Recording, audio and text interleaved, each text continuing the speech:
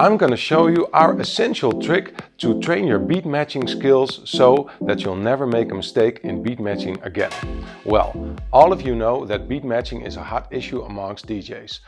Our philosophy on this is that mixing is of course not the most important part of DJing, but you do want to mix your records flawlessly, and there's a big fear among starting DJs that this is where your mistakes are going to be. Now, we have a method that is going to help you train your beat matching skills, and that is going to give you more confidence when mixing so that you're never going to make a mistake anymore.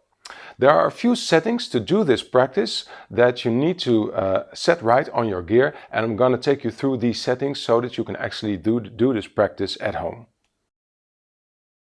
First, you're going to need gear, of course. This could be a CDJ device by Pioneer, an XDJ RX, or any controller, as long as you have jog wheels to practice your mixing skills.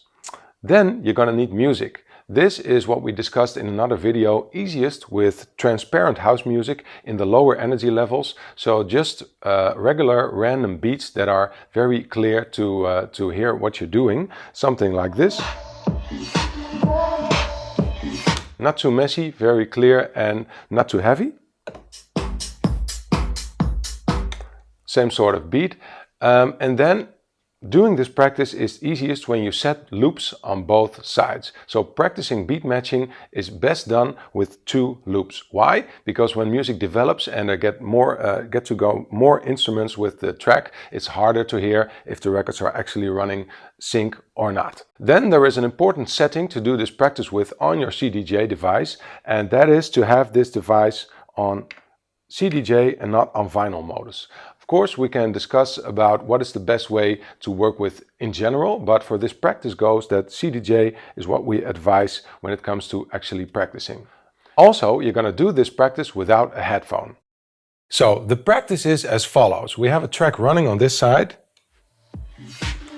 and we're going to make this track run together with this track. 5, 6, 7, 8. And you're going to hear that there's a very small difference.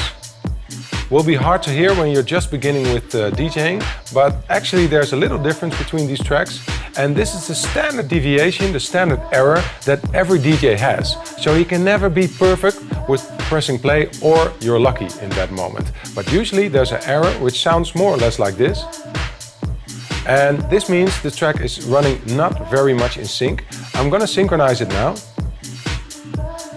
This is better, and what I'm gonna do now is I'm gonna recreate the standard error that so many of the starting DJs have, which will sound like this. I made just one move. This is the standard move that I want you to make at home. It's like 10 minutes on the clock, 10 or 15 minutes. One move on the top of the jog wheel, and you're gonna hear that this track is running in front of that track now. And this is how the usual standard error sounds when you've been a little bit too early with pressing play. What I'm going to do is I'm going to correct this move with just one movement. So you have to stick to just one move to adjust your standard error. But the important thing is not to do this immediately, but let this sound go, let the tracks run with the error, and let your brain get used to how the sound of running in front sounds. Your brain has to recognize the sound of running in front of the other track. And your brain also has to know how it sounds when it's running behind. So you're gonna do the opposite. This one is running. I'm gonna put this up.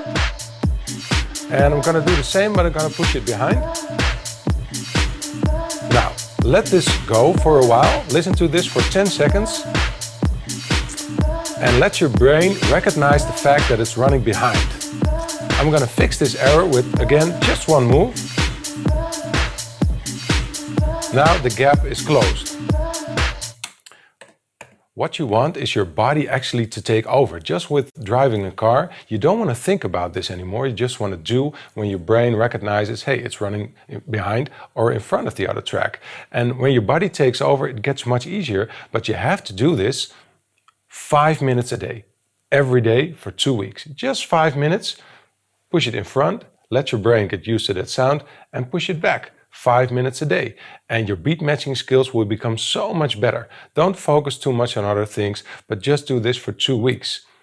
I'm really curious what happens when you're gonna do this practice, again, with 2 transparent house tracks one move in the CDJ modus, and I'm really curious what's going to happen when you practice this. Let us know and we'll stay in touch.